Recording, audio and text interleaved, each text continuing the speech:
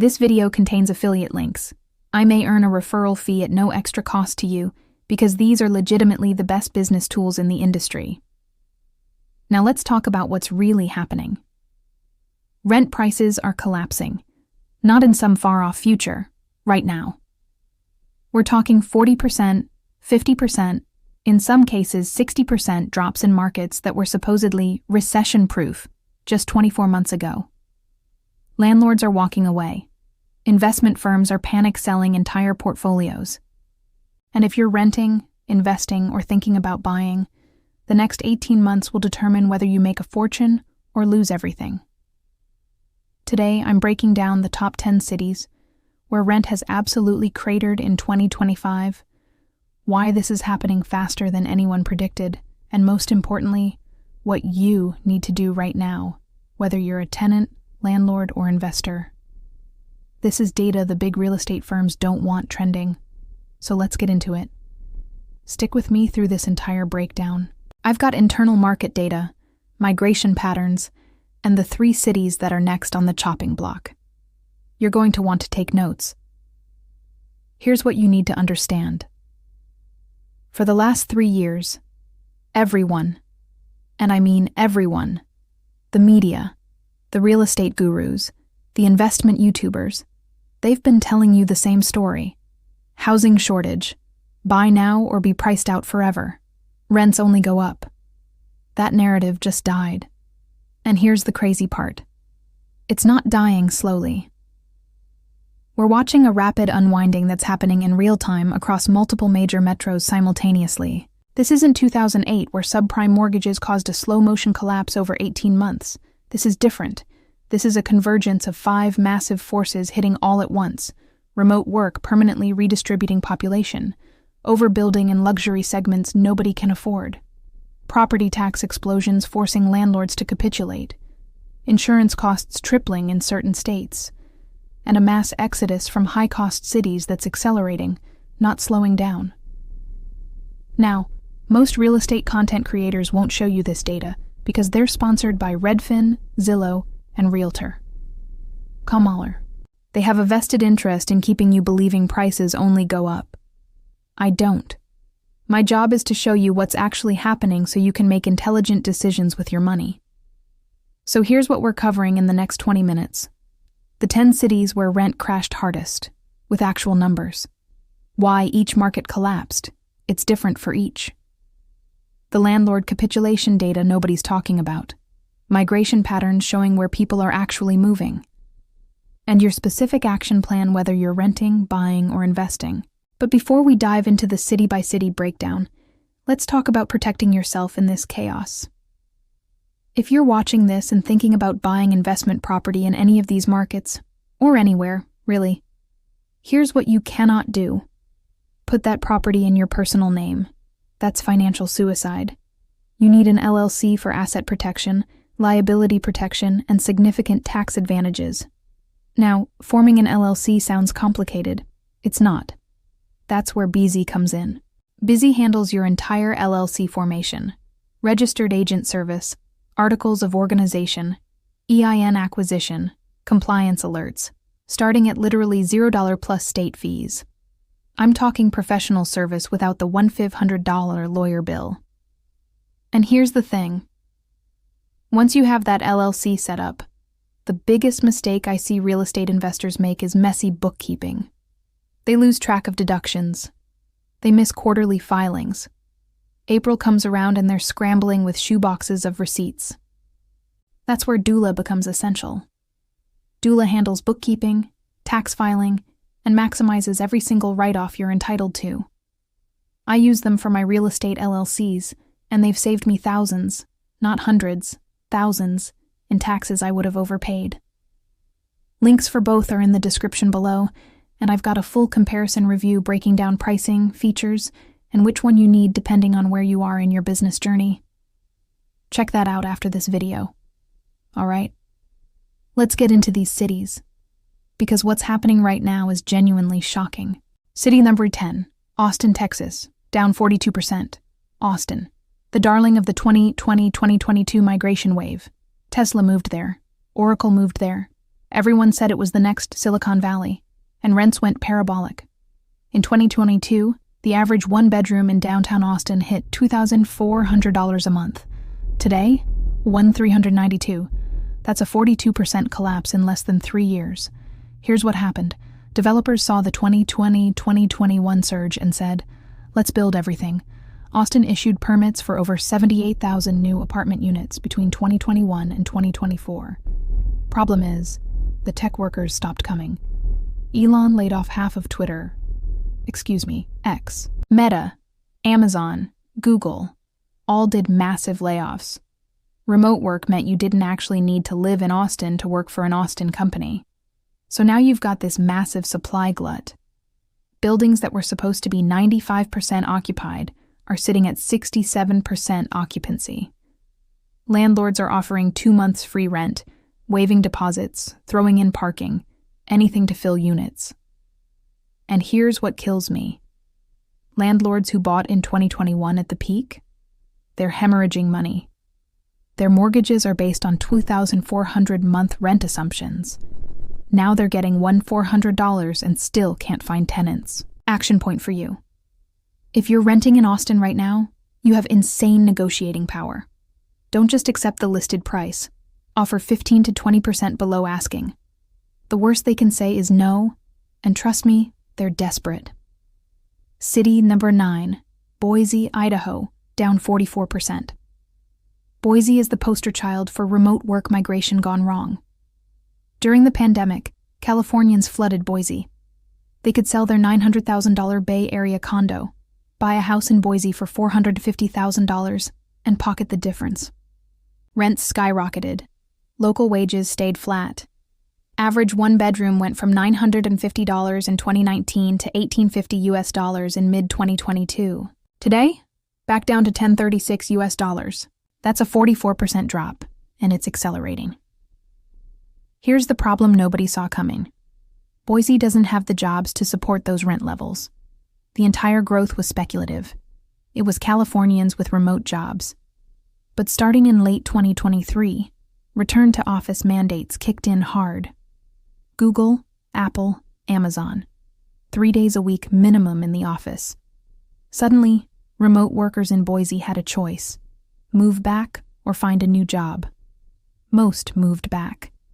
Now Boise landlords are stuck with properties they bought at 2022, prices trying to attract tenants in a market with a median household income of $63,000. The math doesn't work. And here's the kicker. Boise's property taxes increased by an average of 31% between 2022 and 2024 because home values surged so fast. So landlords are paying massive property taxes on deflating assets with collapsing rent income. It's a financial meat grinder. What this means for you, if you're a landlord in Boise, I'm sorry, but you need to seriously consider selling now before it gets worse. If you're a buyer, wait, we haven't hit bottom yet. I'm predicting another 10-15% decline over the next 12 months. City number 8, Phoenix, Arizona, down 46%. This one's brutal because it's not just a rent collapse, it's an existential crisis.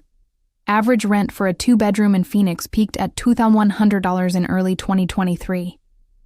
But here's why Phoenix is different from Austin and Boise.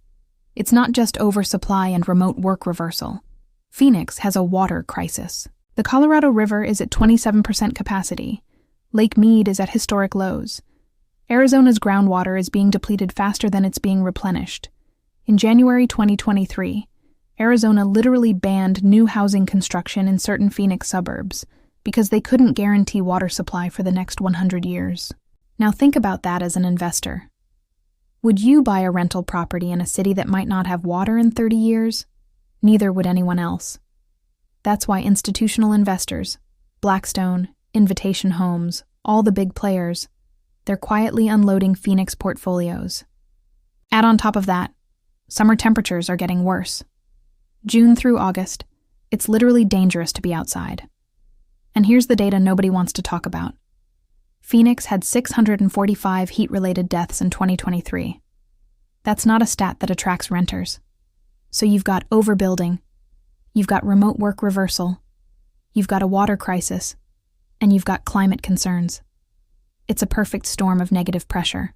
If you're in Phoenix right now, I want you to drop a comment below and tell me, are you seeing this in your area? Are landlords panicking? Because the data says yes, but I want to hear from people on the ground. Action point: renters in Phoenix. You are in a golden negotiating position. Landlords are terrified. Monthly leases, huge concessions, everything's on the table. Don't sign a year lease at asking price. You can do way better. All right, now we're getting into the cities where it's not just a correction, it's a full-blown market breakdown. And notice a pattern here. Almost all of these are Sunbelt cities that were sold as the future of American real estate. That narrative is dead. City number 7. Tampa, St. Petersburg, Florida, down 48%.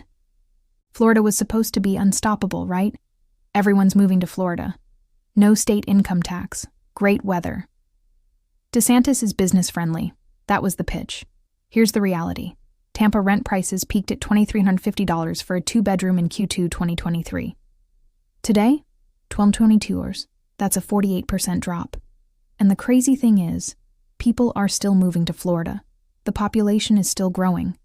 So why are rents cratering? 3 reasons. Number 1, insurance apocalypse. Homeowners insurance in Florida has gone absolutely insane. The average policy in Tampa is now over $6,000 a year. Some people are paying $10,000 plus. 6 major insurance carriers pulled out of Florida entirely in 2023-2024.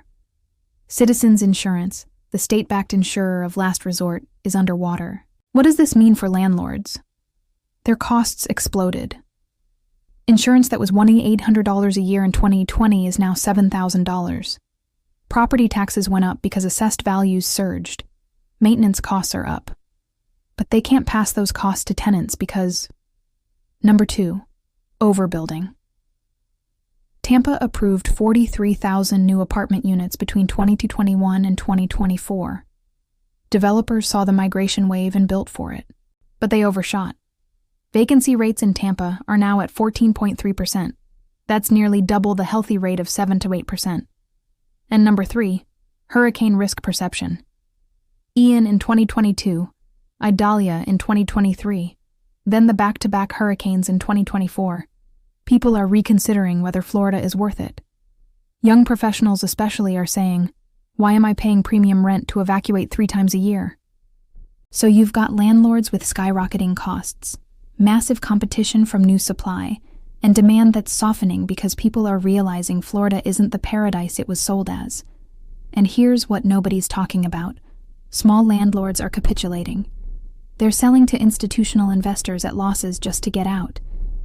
I've seen properties that sold for $425,000 in 2021 reselling today for $340,000.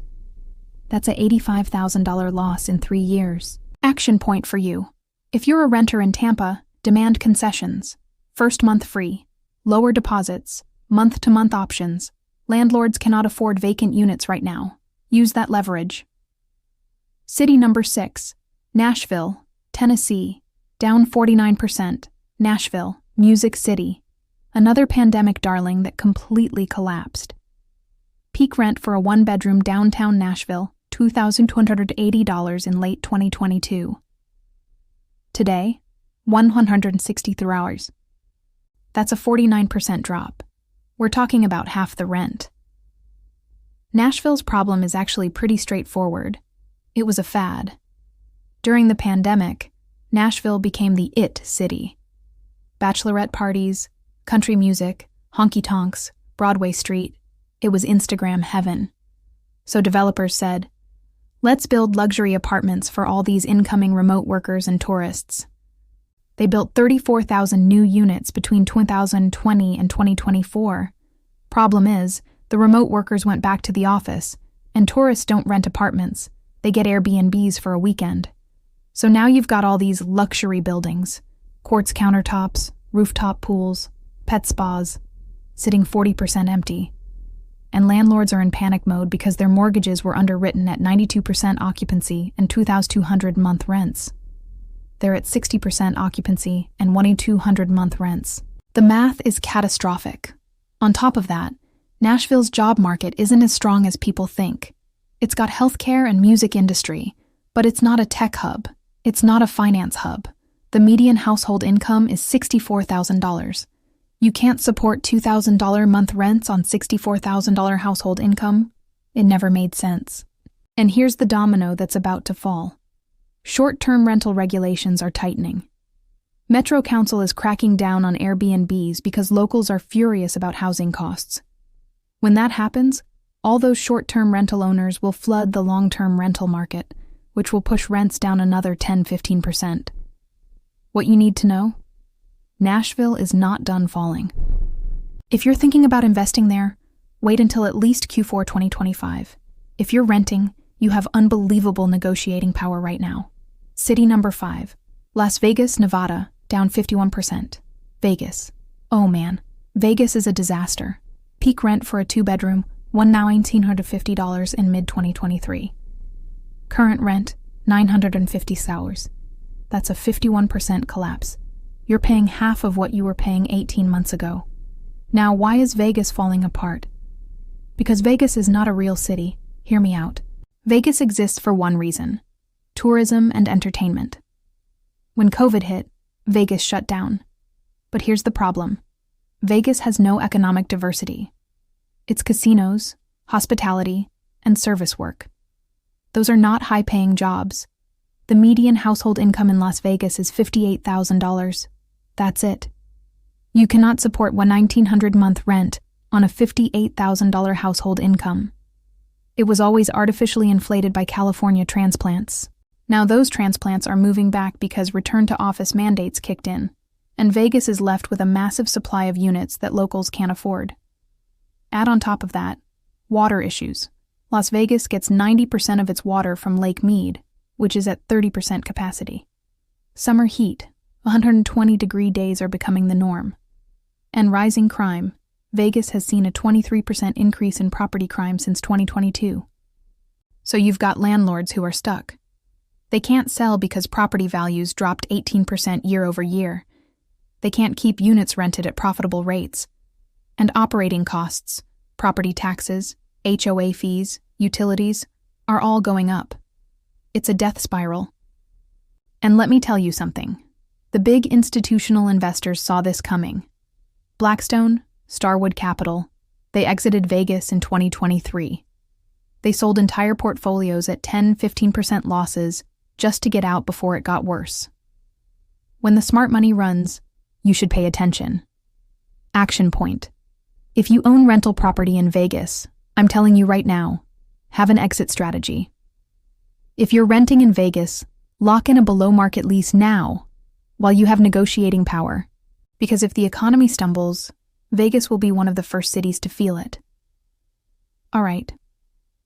So we've covered cities 10 through 5. And you're starting to see the pattern, right? Overbuilding, remote work reversal, climate issues, insurance costs, and landlords who are completely underwater. But here's where it gets really interesting. The top 4 cities, these aren't just market corrections. These are complete market collapses. We're talking about cities where the rental market has basically ceased to function the way it's supposed to. Landlords are walking away from properties. Buildings are sitting vacant. It's unprecedented. Stick with me. You need to see this data.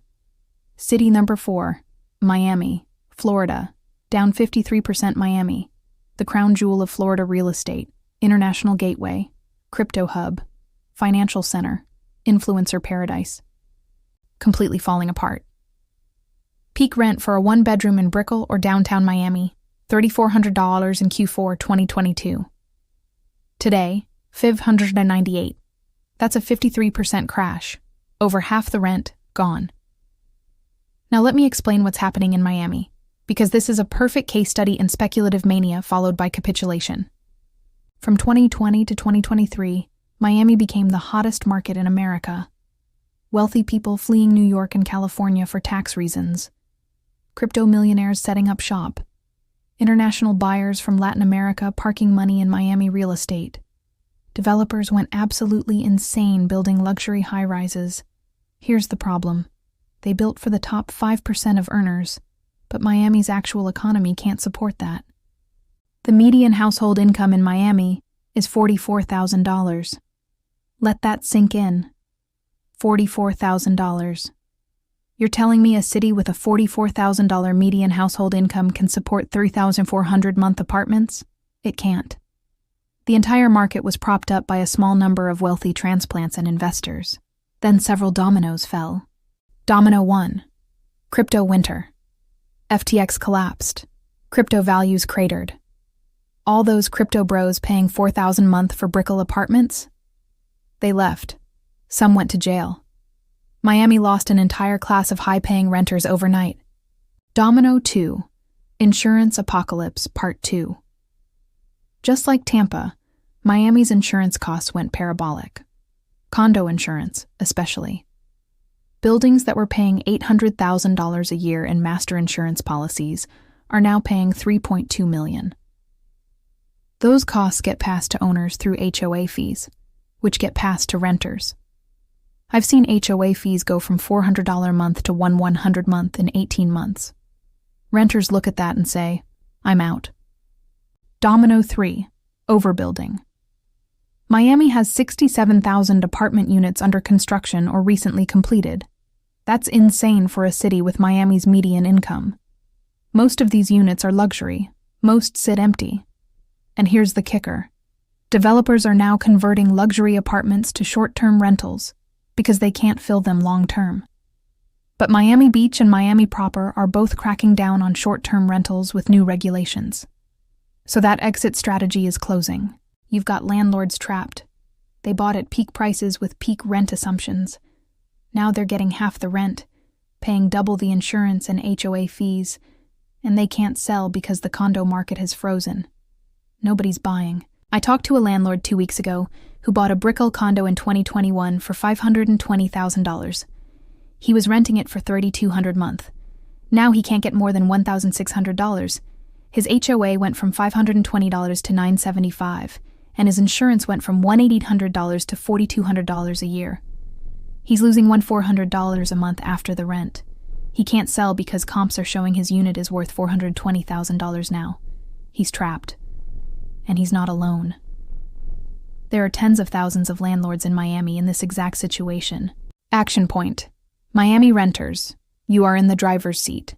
Demand massive concessions, multiple months free, reduced deposits, flexibility. Landlords need you more than you need them right now. City number 3, San Francisco, California, down 56%. San Francisco, the tech capital of the world. The city that was supposed to be immune to downturns because of infinite tech money. It's not immune. Peak rent for a one-bedroom in San Francisco, $3,700 in 2019, pre-COVID. Today, $1,228. That's a 56% collapse. And it's still falling. Now, San Francisco is unique because its crash started before the other cities. It started in 2020 with COVID, but everyone said, it'll bounce back when tech workers return to the office. They didn't return. Not in the numbers needed. Here's what happened. Tech companies realized they didn't need everyone in San Francisco. They opened offices in Austin, Denver, Miami. They went fully remote or hybrid. And young tech workers looked at San Francisco, the crime, the homelessness, the insane cost of living, and said, why am I paying $3,700 a month for this? So they left. And they're still leaving. San Francisco's population dropped by 8.6% between 2020 and 2024. That's 75,000 people. Most of them were high earners in their 20s and 30s, the exact demographic that rents apartments. Add on top of that, downtown San Francisco is a ghost town. Commercial vacancy rate is 36%. Companies aren't renewing office leases. That kills the ecosystem. Restaurants, bars, services. Why live downtown if there's nothing there? Crime and quality of life issues. Car break-ins, open drug use, property crime.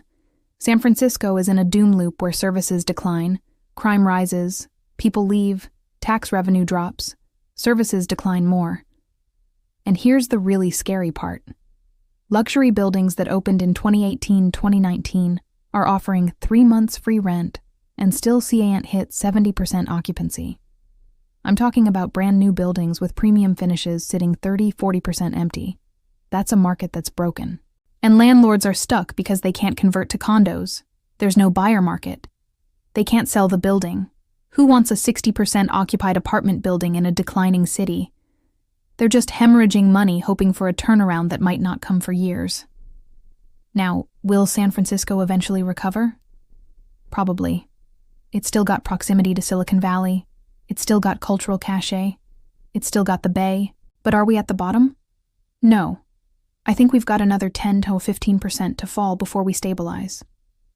What this means for you: if you're in San Francisco paying more than $2,000 for a one-bedroom, you're overpaying. Negotiate hard or move.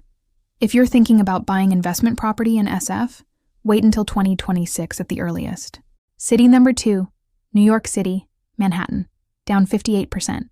New York City, the Big Apple, the center of the financial universe, the city that never sleeps, also crashing. Peak rent for a one-bedroom in Manhattan, $4,200 in Q4 2019. Today, $1,764. That's a 58% drop. You're paying 42% of what you were paying 5 years ago. Now, New York is complicated because different neighborhoods are experiencing different realities. Midtown, dead. Financial district, dead. But places like Brooklyn, Queens, certain parts of Upper Manhattan, they're actually holding steadier.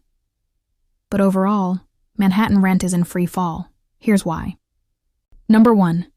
Remote work devastation. New York's entire economy was built on people commuting into Manhattan for high-paying jobs. Finance, law, consulting, tech, media. All those industries went remote or hybrid. And workers said, if I'm only going to the office 2 days a week, why am I paying $4,000 a month to live in a 400-square-foot shoebox? So they moved to New Jersey, Connecticut, Westchester, or left entirely. Manhattan lost 6.9% of its population between 2020 and 2024. Number 2, quality of life collapse. Subway crime is up. Street homelessness is up. Restaurants and stores closed during COVID and never reopened. The energy of New York that people paid a premium for, it's not there anymore. And let's be honest, if you're working from home 4 days a week. Number 3, landlords holding on too long. New York landlords are stubborn. They believed it would bounce back fast, so they kept prices high and ate vacancies. Now they're realizing it's not bouncing back, at least not to 2019 levels. So they're finally cutting rents aggressively, which is causing the rapid drop we're seeing in 2025. But here's what's really interesting about New York. The luxury market is collapsing faster than the mid-market. Those $6,000, $8,000, $10,000-month apartments, they're sitting empty. Because the people who can afford that have options. They're in Miami, they're in London, they're in their country house in Connecticut. Meanwhile, affordable units, by NYC standards, $2,000, $2,500, are still filling. So what you're seeing is a tale of two markets, luxury and free fall, affordable and relatively stable. But make no mistake, the trend is down. Even with the recent drops, New York is still more expensive than most American cities. And if there's a recession in the next 12–18 months, which I think is likely, New York will drop another 15 to 20%. Action point. If you're renting in Manhattan, this is a once-in-a-decade negotiating opportunity. Don't just accept renewals at the offered rate. Push for concessions. Threaten to move. Landlords cannot afford vacancies right now. All right, so we've seen Miami at 53%, San Francisco at 56%, New York at 58%. These are catastrophic collapses in some of America's most expensive cities. But there's one more. Number 1, the single worst rent crash in America right now. City number 1, Seattle, Washington, down 61%. Seattle, home of Amazon, Microsoft, Starbucks, and Boeing, the Emerald City, one of the wealthiest, most educated cities in America, down 61%. Peak rent for a one-bedroom in downtown Seattle, $2,900 in Q1 2022. Today, $1,131. You are paying 39% of what you were paying 3 years ago. That's not a correction. That's not a crash. That's a market that has completely ceased to function. Let me explain how this happened, because Seattle is the perfect storm of every negative trend we've talked about, and then some. Factor 1. Tech layoff apocalypse. Amazon laid off 27,000 employees between 2022 and 2024.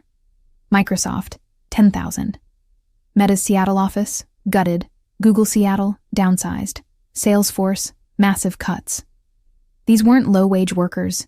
These were software engineers making $180,000 to $350,000 a year. These were the people paying $2,900 a month for one bedrooms without blinking. They're gone. And the ones who stayed? Amazon forced them back to the office 5 days a week, but a lot of them just moved to cheaper cities and switched companies. Because if you're going to work for a tech company, why Seattle when you can do Austin or Denver or Miami at half the cost of living? Factor 2. Overbuilding on steroids.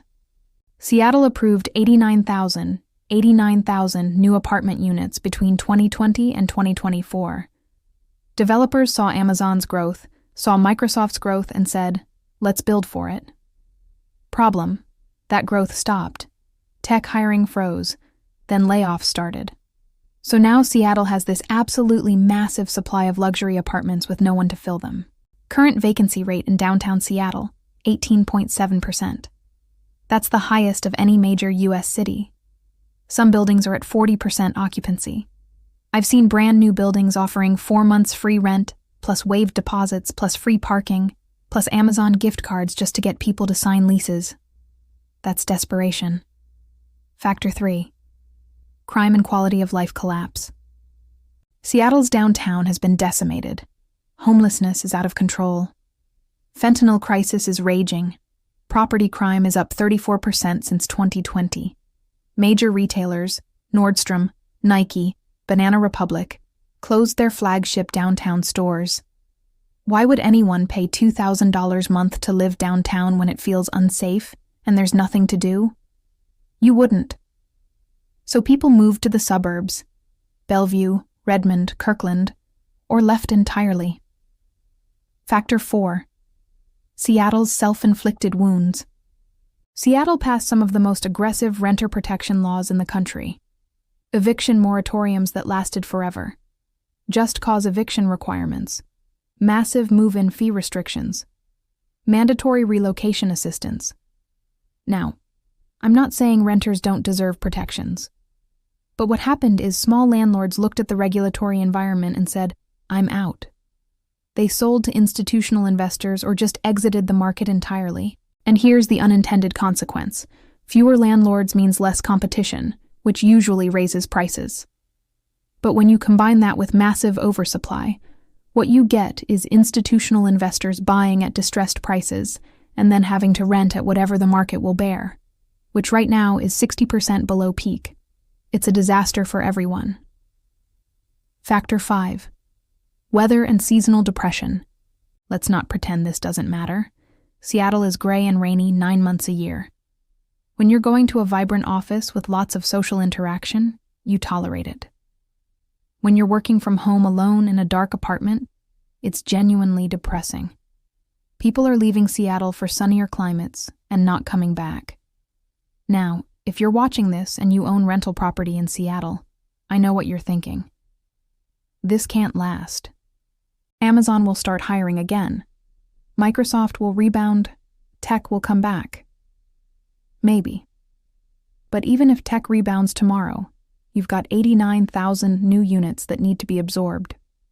At normal absorption rates, that's 4 to 5 years of supply. You're going to be dealing with downward rent pressure until at least 2028, maybe 2030. So if you're a landlord in Seattle, you need to make a hard decision. Can you survive 3 to 5 years of below break-even rent? If not, you need to sell now while there's still some equity left. Action point for renters. Seattle is a renter's paradise right now. You can negotiate anything. I'm talking rent 40-50% below list price. I'm talking move-in incentives worth thousands of dollars. Do not pay asking price for anything in Seattle right now. Okay. So we've covered the 10 cities where rent crashed hardest. And you're probably wondering, if people are leaving these places, Where are they going? Because that's the opportunity, right? If you're an investor, you want to be in the cities people are moving to you, not the ones they're fleeing from. So let me show you the migration data, because this is fascinating, and it's not what the media is telling you. According to U-Haul migration data, Census Bureau numbers, and my own analysis of rental market trends, here are the top 5 cities people are actually moving to in 2025. Number 5, Raleigh-Durham, North Carolina. Why? Research Triangle, great universities, growing tech scene, affordable cost of living. Number 4, Huntsville, Alabama. This one surprises people. But Huntsville has NASA, defense contractors, and a booming aerospace industry. High-paying jobs, low cost of living. Median rent for a 2-bedroom, $1,150. And the job market is hot. Number 3, Greenville, South Carolina. Greenville is the stealth winner. BMW has a massive plant there. Michelin is headquartered there. It's got a charming downtown. Great schools. Median rent, $180 for a 2-bedroom. And the supply-demand balance is healthy, not overbuilt like Austin or Nashville. Number 2, Fort Worth, Texas. Not Dallas, Fort Worth. Why? Fort Worth is more affordable, less congested, and has the same job access. Median rent, $1,420 for a 2-bedroom. And unlike Austin, Fort Worth didn't overbuild.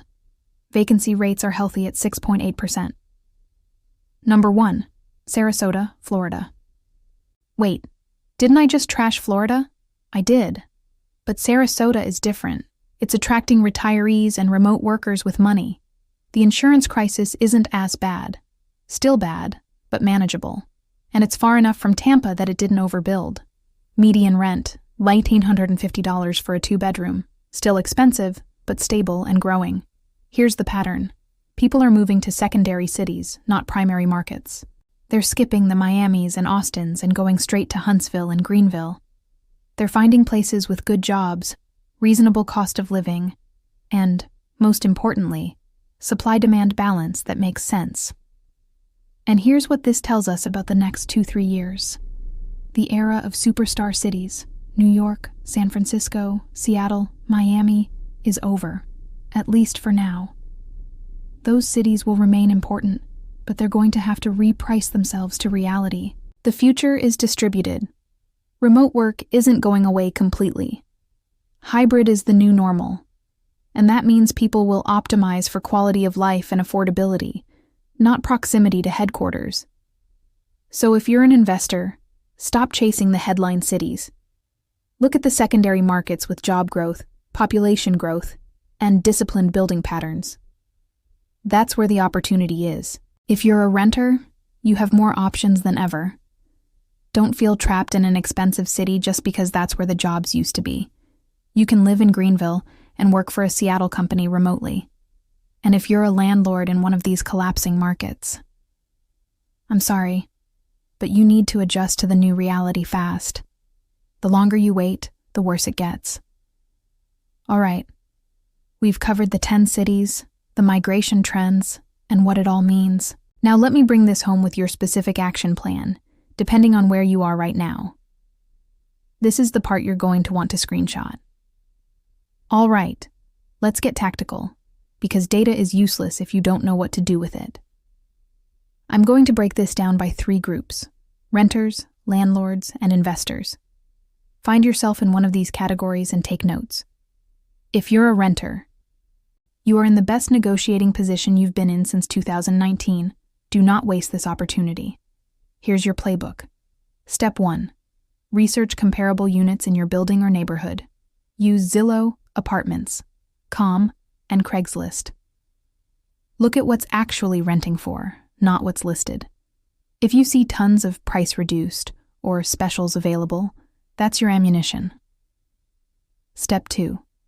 Contact your landlord 60-90 days before your lease ends. Don't wait until the last minute. Say this: I've been a great tenant. I pay on time. I take care of the property. But I'm seeing comparable units renting for 30-40% less than what I'm paying. I'd like to stay, but I need a significant rent reduction to make that work. Step 3. Be willing to walk. That's your leverage. Landlords are terrified of vacancies right now. A vacant unit costs them thousands in lost rent plus turnover costs. They will negotiate if they think you're serious about leaving. Step 4. Ask for concessions even if you're not renewing. First month free. Reduced deposit. Parking included. Upgraded appliances. Pet fee waivers. Everything is on the table. The worst they can say is no. And if you're in one of those top 10 cities we covered, Seattle, New York, San Francisco, Miami, Vegas, you should be pushing for 20-30% reductions minimum. Don't feel bad about it. This is business. Landlords charged you peak prices when they had leverage. Now you have leverage. Use it. If you're a landlord, look, I know this is brutal. You bought at the wrong time. Your costs are up. Your rent is down. You're probably losing money every month. I get it. But here's what you cannot do. Stick your head in the sand and hope it gets better. You have 3 options. Choose one. Option 1. Hold and survive. If you have cash reserves, if you can absorb losses for 2 to 3 years, if you believe in the long-term fundamentals of your market, then hold. Lower your rent to the market rate. Fill the vacancy. Stop the bleeding. Accept that this is a marathon, not a sprint. But be honest with yourself. Can you really afford to lose $1,000, $2,000 a month for the next 36 months? Because that's what you're looking at in cities like Seattle, Miami, and Austin. If the answer is no, go to option 2. Option 2, sell now.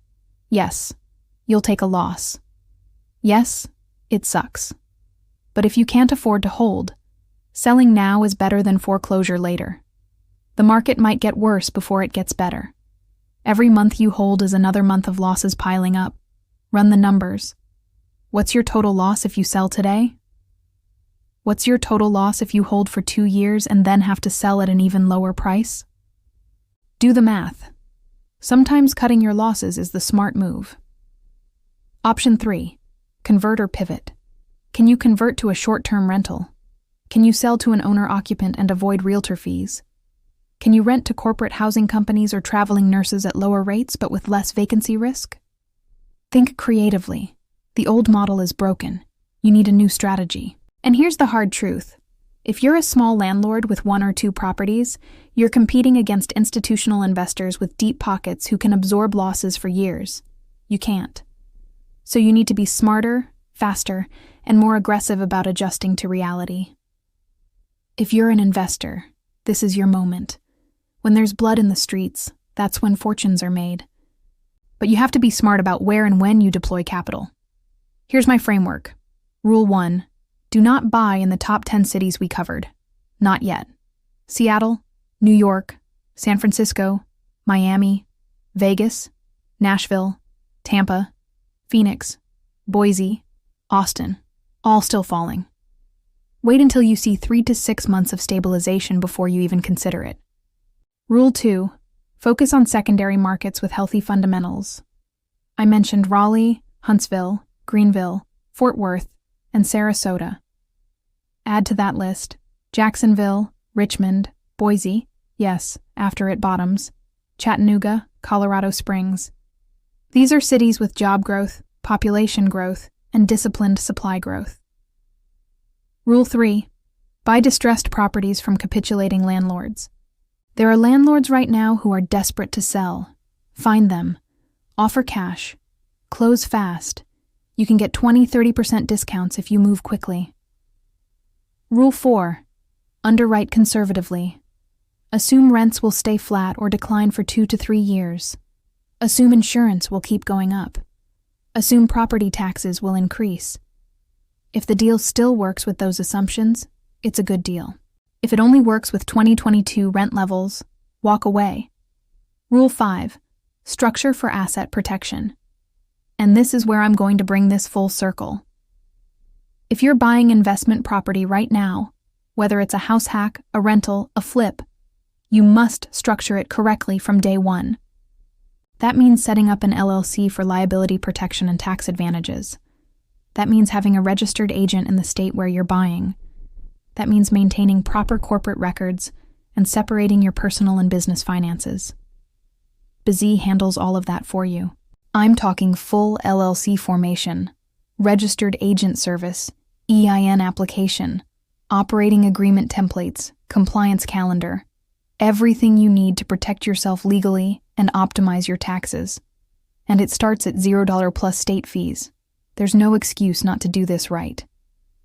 And once your LLC is set up, you need systems. You need bookkeeping that tracks every deduction. You need quarterly tax planning. You need someone who understands real estate tax strategy, depreciation, cost segregation, passive activity loss rules, all of it.